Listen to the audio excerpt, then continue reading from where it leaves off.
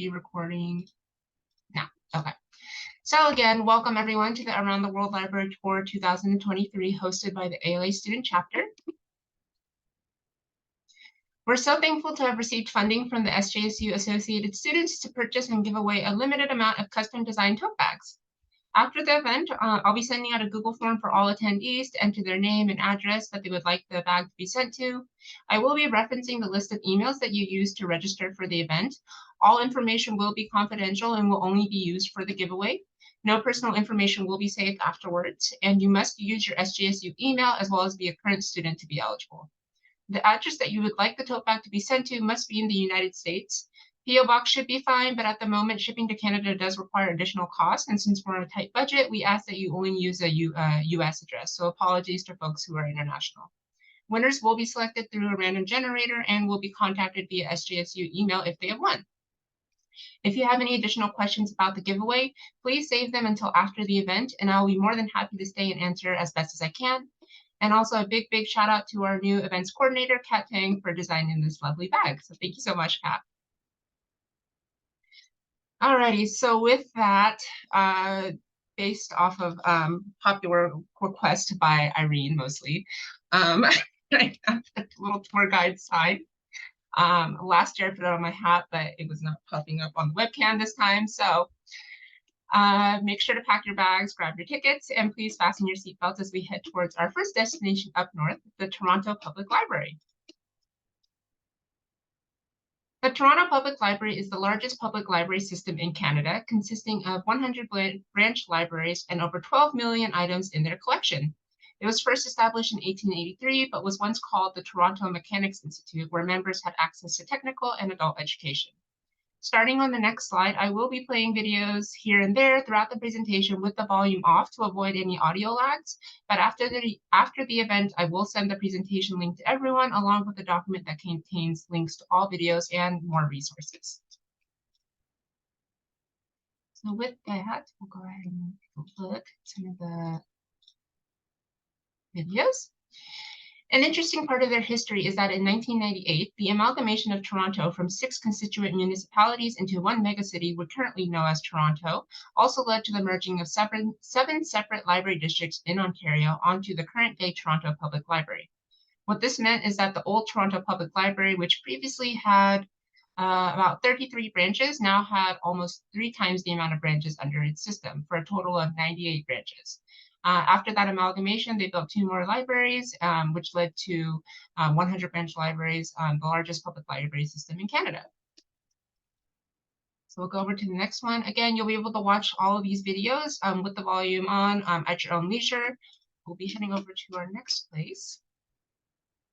Now, as we stop to fill up our gas tank along this journey around the world, tell us, what is the biggest library that you've been to? Feel free to enter in the chat. I'll give you a couple seconds to answer.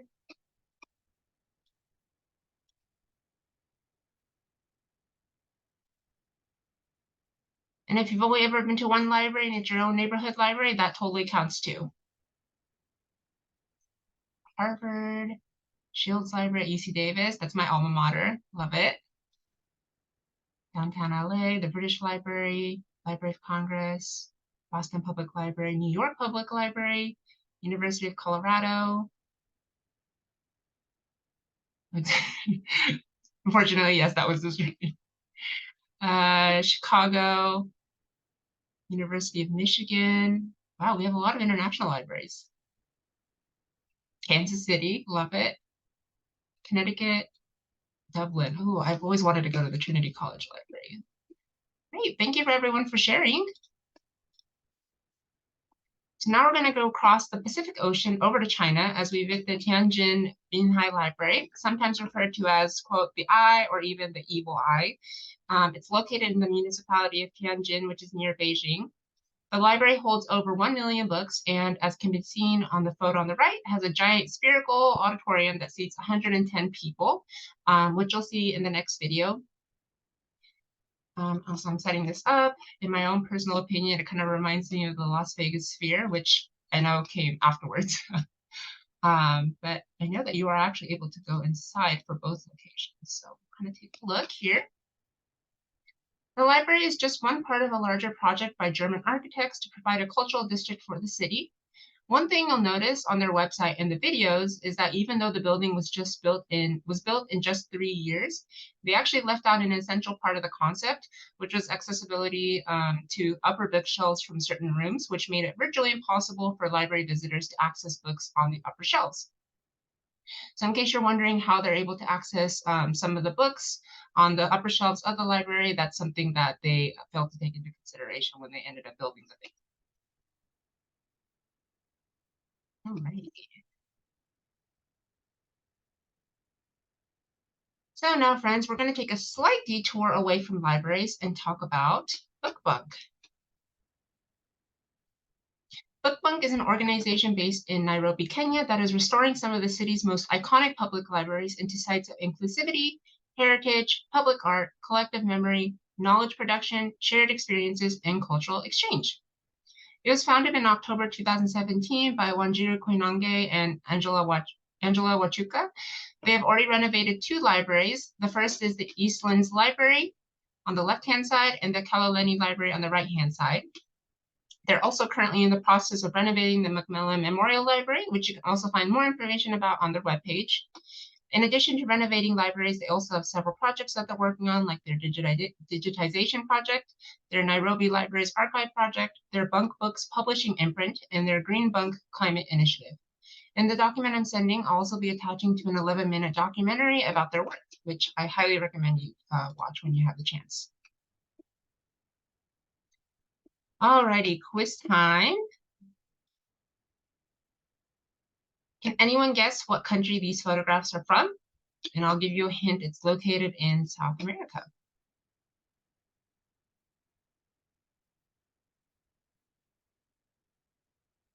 Oh, and thank you so much, Kat.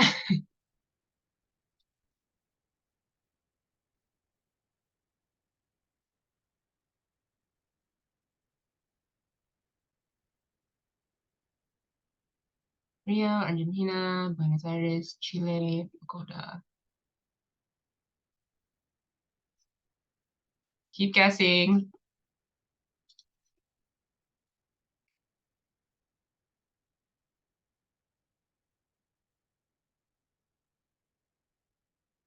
Okay, one person has guessed it. I know this is kind of like the Geo game where you get a photo and then you have to guess where it is. I forgot what that game is called. Or GeoGuessr, I think. Alrighty, we have several people who already guessed it. If you guessed, oh my gosh, here it is. So if you guessed Uruguay, or since I do not speak Spanish, in Japanese, I would pronounce it as Uruguay. It's probably closer to how the country's name is actually pronounced. You are correct. These photos are from the Centro de Fotografía de Montevideo, CDF for short, or the Montevideo Center of Photography. It's a public institution owned by the government of Montevideo, which is the capital city of Uruguay. The CDF was established over 20 years ago in 2002, and its goal is to encourage reflection, critical thinking, and the construction of citizen identity through the promotion of a nearby ikonosphere. I attached the video here, but feel free to watch this video vlog in your own time because we have actually another quiz time. I'm so sorry. I know that y'all probably hate quizzes. You're probably thinking I don't want to be doing any quizzes while I'm not in class, but can you guess what the name of this library is? If you guess the specific name and state, you get a metaphorical gold star. Unfortunately, I don't have any actual real gold stars with me, so if I could, I would send it to you. It is not Tulsa, Irene.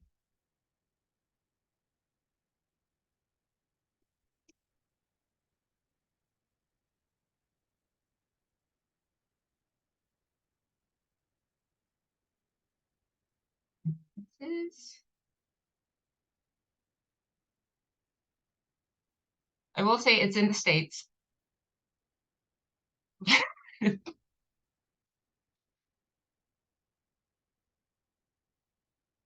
Sabrina, you feel free to guess if you'd like to.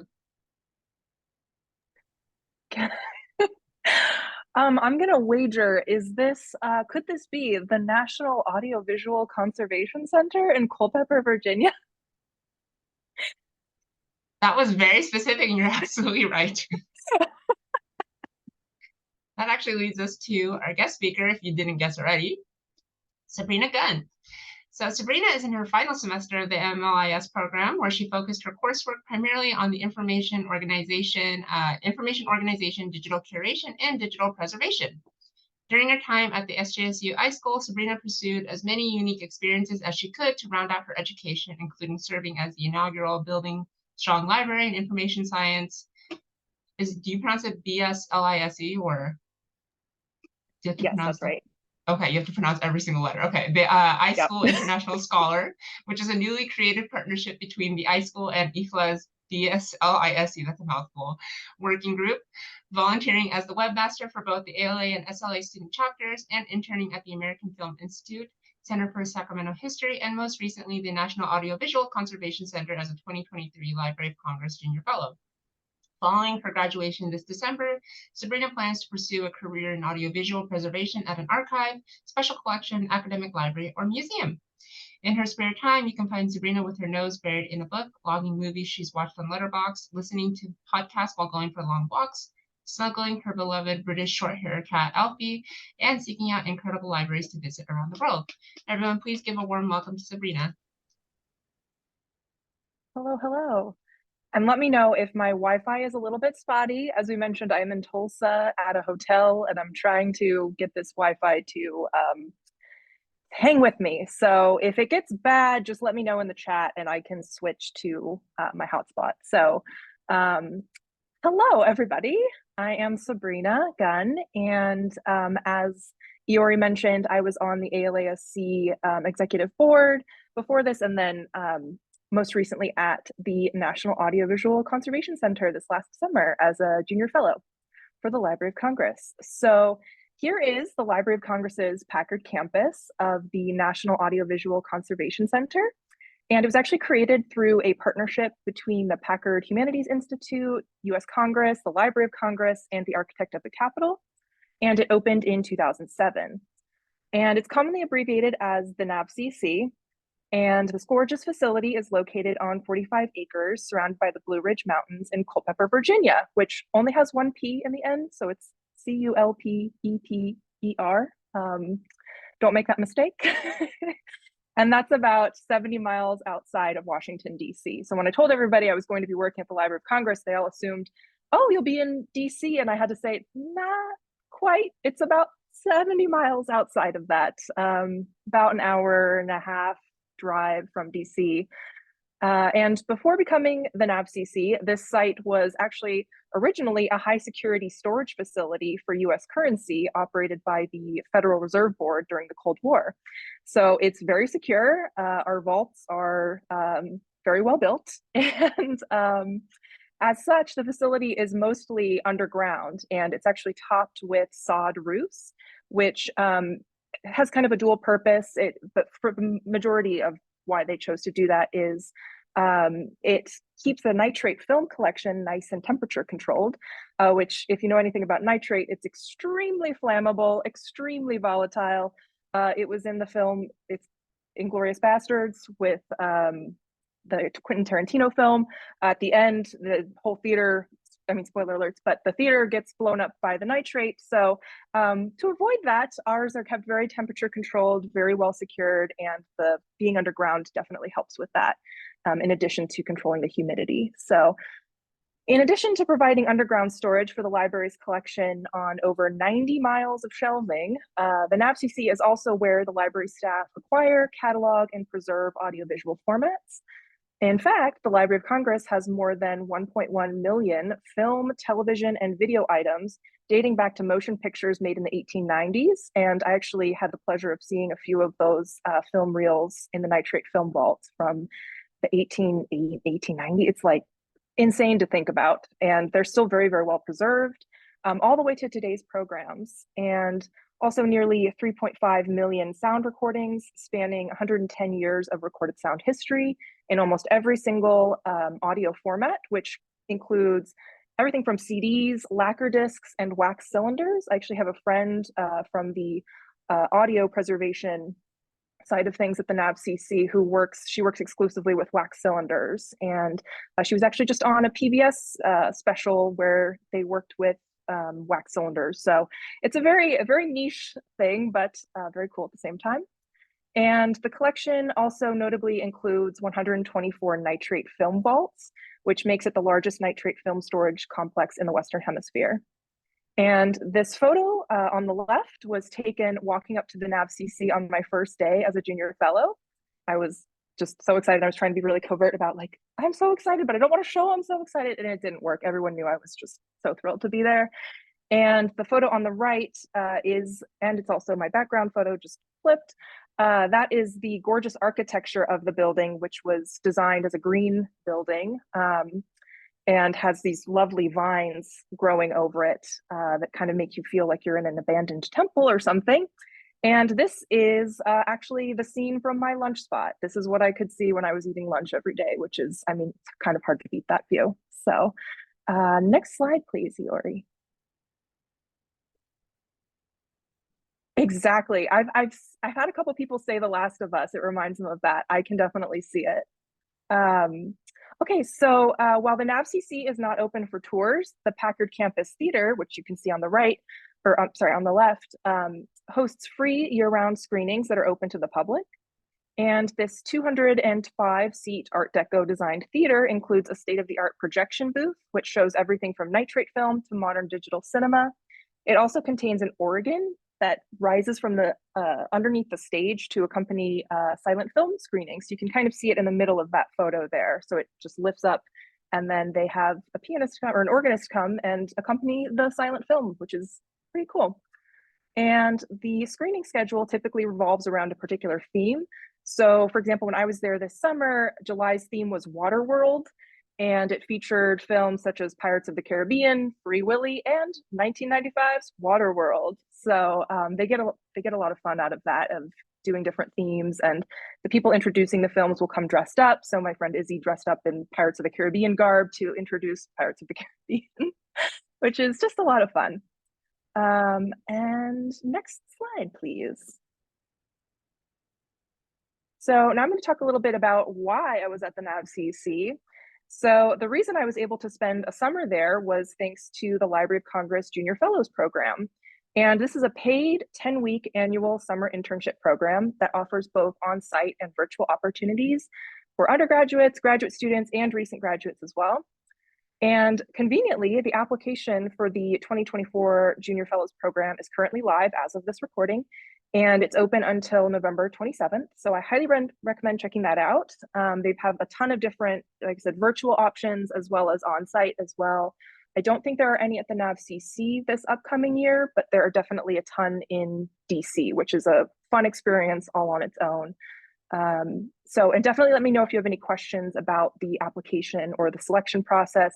It is a federal job application. Once you're done, you are considered a former federal employee. So if working in the government is something that's important to you, that's really good experience to get, because you can say I've had government experience, and it kind of bumps you up a tier when you're applying for jobs. So I couldn't recommend it more highly. And as a junior fellow, I worked on the American Archive of Public Broadcasting, which we love our acronyms here in the LIS world. It's shortened to the AAPB.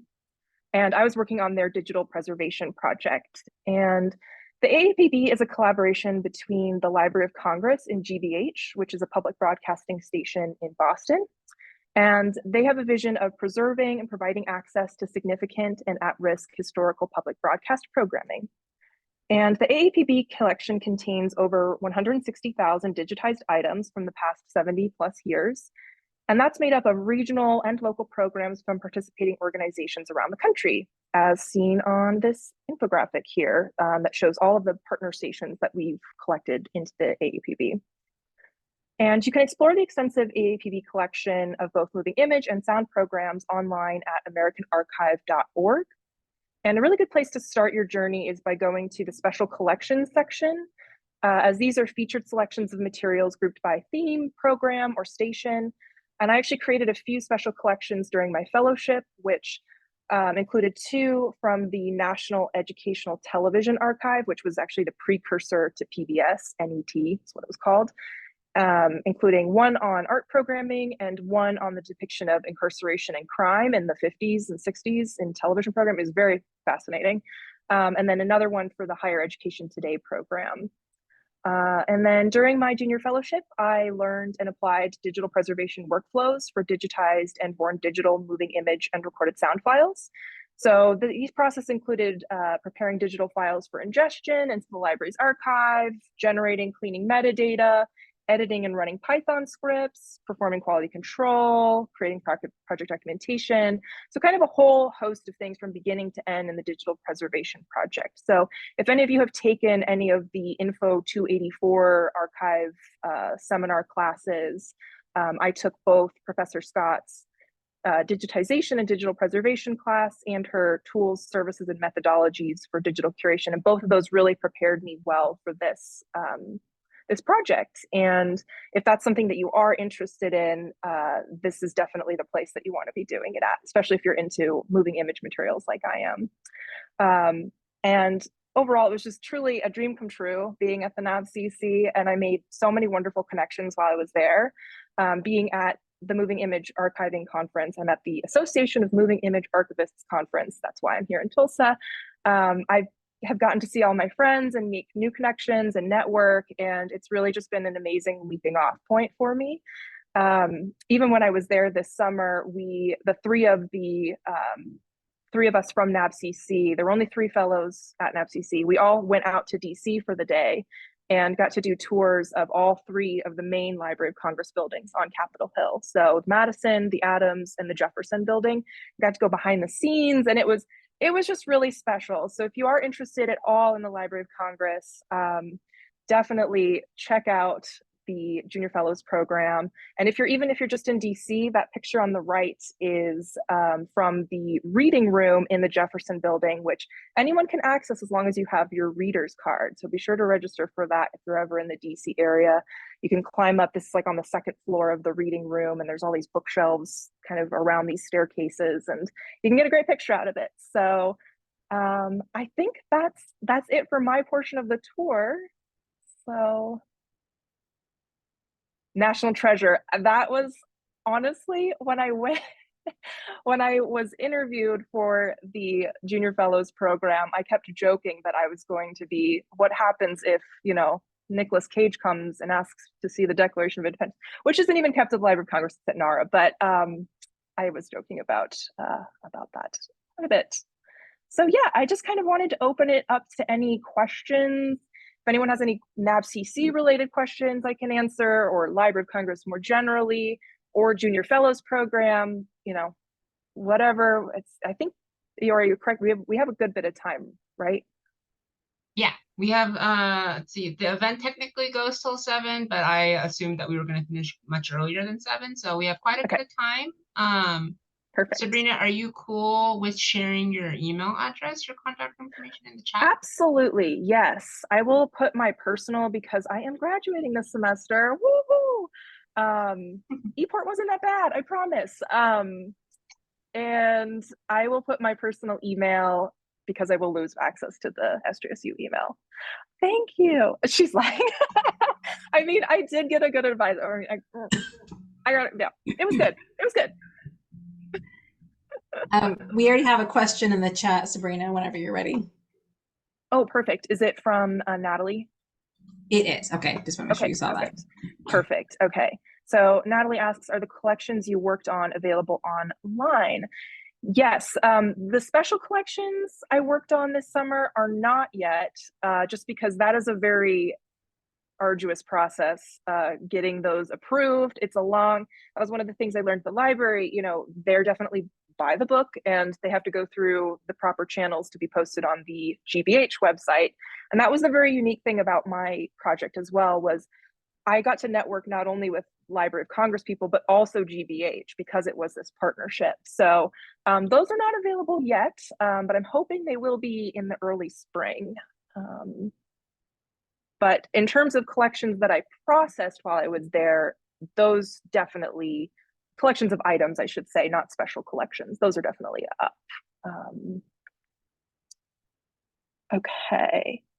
What classes did you say you took again? So the two I would really recommend that kind of prepared me, well, there's three.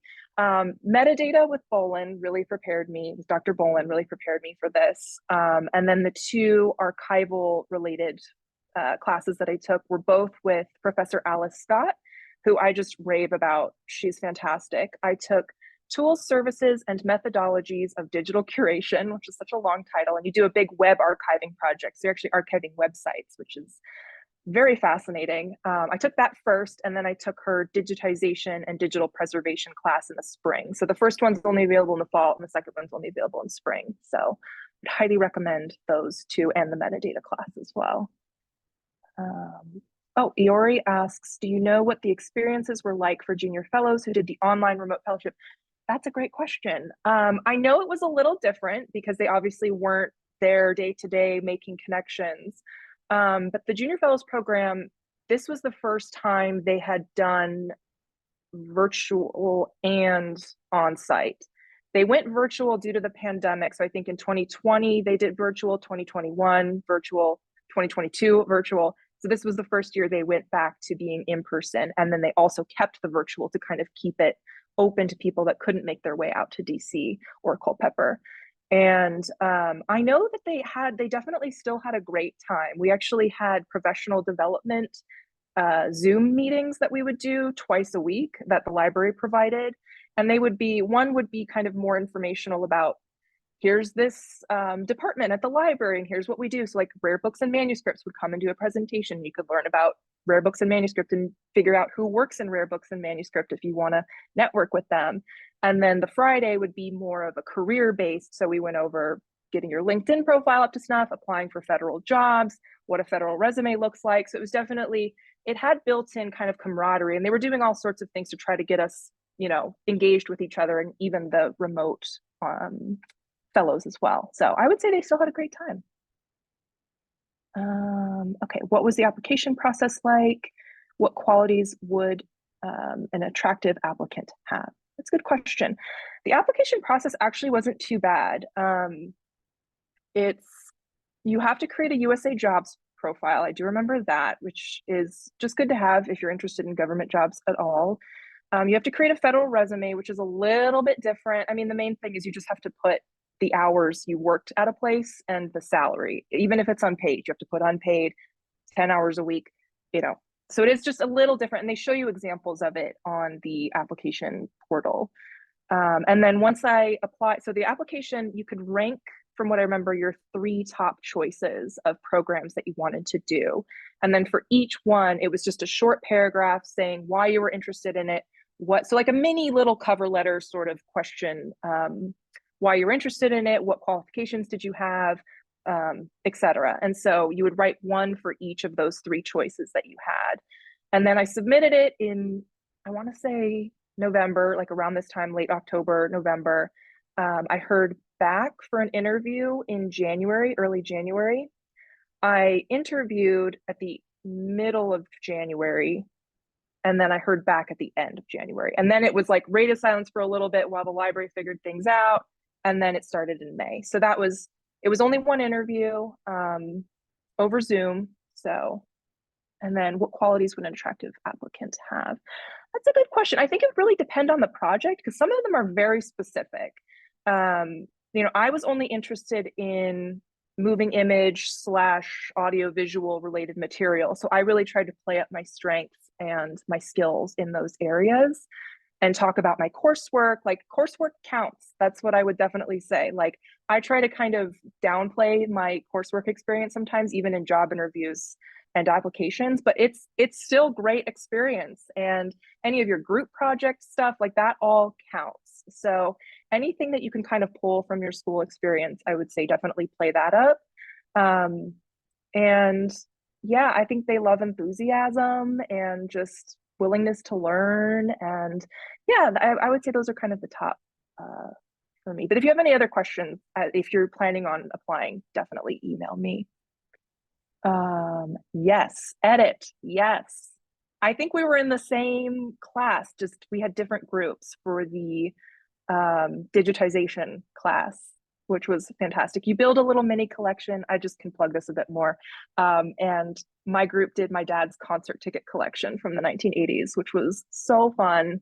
And you build a whole collection in Content DM, which is just really good experience to have. I do like that about her classes. You learn more tools. So like in the web archiving class, you learn how to use Archive It. And in the digitization class, you learn how to use Content DM, which are both really good tools to know how to use. Do they provide housing? Great question. No, they do not, which was a little bit of a challenge. You do get paid, and it's a decent stipend. I know that the Washington-based fellows had a much easier time getting housing. And I think they actually even opened up dorms as an option in one of the DC area universities. So it was a little bit cheaper, but I know some people did Airbnbs, some people did like short-term apartment rentals in DC. The three of us out in Culpeper had a bit of a harder time because it's very remote. It's very difficult to find. I think they had like 3 Airbnbs in the entire Culpeper vicinity. And so you do have to get a little bit creative out there. Employees will host fellows from time to time. The other 2 fellows were in Airbnbs, and I was actually staying with somebody who worked at the NAVCC. So it can be done, but it's definitely can be a little bit tricky as well. If you're only one course away. Yes, Natalie, great point. If you are interested in that, in anything with metadata, digital curation, digitization, the digital assets management certificate is a good option, definitely. Housing crunch in Culpeper. Yeah, I think so. It's there's not a lot of housing to begin with, and then what is there is either in town, old, because it's kind of an old town, or there are these new mega mansion builds. So it's a tricky place. I was even looking at going out to like Fredericksburg and trying to commute in because I was like, I can't find anything. And it was a bit of a challenge, but worth it in the end. I'm just making sure I didn't miss anything. Were there any other questions about the application, junior fellows, classes, NAVCC? If not, if some folks want to stay after the event too, they're more than welcome to, but also you can unmute yourself or use the chat too, whichever you'd like. Do I want to ask a question? Yeah, go for it. Okay. So I know the application is due the 27th, which is not that far away, especially with the holiday between now and then. When you requested because you have to send a transcript as well, like was SJSU pretty responsive about getting your transcript out? Oh, that's a good point. Yes, those ones, I think I only needed unofficial transcripts. I'm trying to remember because I applied for a Getty fellowship at the same time as the junior fellows. Didn't get the Getty, spoiler, didn't get the Getty fellowship. And theirs was so much more intense. It was like official transcripts, 2 letters of recommendation, and I never got even to the interview stage. With the library, I'm pretty sure you only need to send unofficial transcripts just to show that you're in school, or does it say official? The current one says request your transcript through your university because delivery can take a while. Try to request your transcript as early as you can. Okay, then maybe I'm trying to remember. I think they have an online, so you can get it e-delivered, and I would do that. And that didn't take very long at all. I think it's like $2 to get a paid one through SJSU, from what I remember, and it came pretty quickly. Like you have to order it through some portal, and then you just download it and you upload it into the application portal. Oh, okay, great. Thanks. Yes, that was and I sort will of a sticking point. Yes, I will say it's definitely not that hard. And I will say another great thing about the JFP application process is you will eventually need 3 references. They will call them. I can confirm this. And I put one of my internship supervisors, another internship supervisor, and I actually put Professor Scott as my 3rd because she knew my skills in that area. And they do call/email them, I can confirm. but you don't need to give them to them until you get to the interview stage. So for now, you don't have to worry about it. You don't have to let them know. Like if you get to the interview stage, then you will need to have them lined up. So it's probably good to give them some indication that you could be using them as a reference, but you won't actually have to submit them as a reference until if you get to the interview stage. And you don't need letters of recommendation, which is great. Okay, Angela asks, can you say again where you landed after the junior fellows? So I was, after the summer, I came back to Sacramento. That's where I live. And currently I was finishing my last semester of the MLIS, and I'm in the process of hunting for a job. So haven't fully landed yet, but we're getting there. And Christine asks, how did you find out about the Junior Fellows program? This is funny because this year we got an email and they're doing an information session.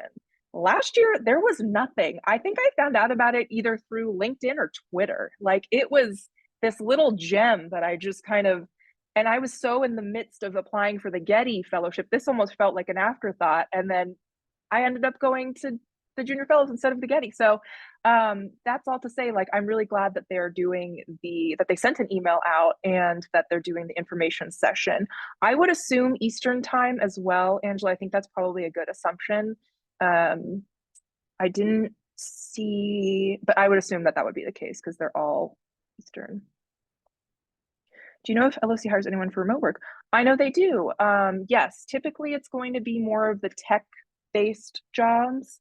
And even if you're not fully remote, if you are interested at all in living in the DC or Culpeper area, I will say that the library has a really great future forward telework policy. That was not the case before COVID. That is the case now. So there are a lot of hybrid positions where you're going into the office 2 days a week, 3 days a week. It just kind of depends on your role, how much of it can be done remotely versus in person. So I will say it's a very enticing part of being at the library for sure, is that they value that, which is great. Yeah, I know, Irene, you're so acclimated by now. Do they have a library out in Tulsa? You know, I wonder if they have a presidential library out here in Oklahoma somewhere. But that's NARA's thing. That's not Library of Congress. Because I see those. If you get onto USA Jobs, I will say, if you're interested in government work at all, whether it be through the Junior Fellows program or not, USA Jobs is where it all goes down, federal government, I should say. And you can set job alerts for Library of Congress or libraries and archives as kind of the, I can't remember the job series that it's called. And I get weekly emails that tell me what jobs have been posted to USA Jobs. So it's a really good way to kind of curate your list of jobs that you're looking at, whether you're still in your program or you're freshly graduated, to just kind of see what's out there. The government makes it very easy to, like, okay, here are the responsibilities, here's the grade level, here's what's, it's very methodically laid out, I will say. So, and NARA is always, National Archives and Records Administration is always hiring for archives technicians in various cities as well, because there are a lot of presidential libraries around the country. So if you're into archives and you don't want to move to DC, NARA is also an option, I would say, and you're still government at that point.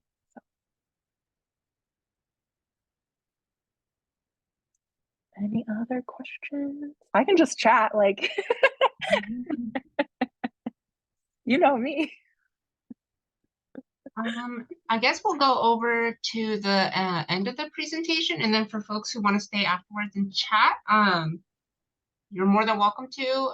But then for folks who are, if it's getting late, if you have dinner plans, or if you're out somewhere and it's in the middle of the night, I just want to be respectful of time. So we'll go to the end of the presentation. Thank you all so much for joining us on our world tour.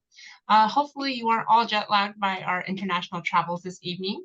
As I mentioned before, I will be sending a document with links and resources to the libraries we visited, in addition to other libraries that we were not able to fit into our itinerary. As a reminder, if you are interested in being entered in our tote bag giveaway, I will be sending a link to the Google form to all attendees. I say tonight, but it's most likely probably going to be tomorrow or the day after. We have supplies in limited quantity, so it is not a guarantee. Just as a reminder, it is not a guarantee. If you have any questions, please feel free to contact me or stay after the event. Otherwise, make sure you take all your belongings with you as you exit the plane and have a wonderful night. Thank you so much.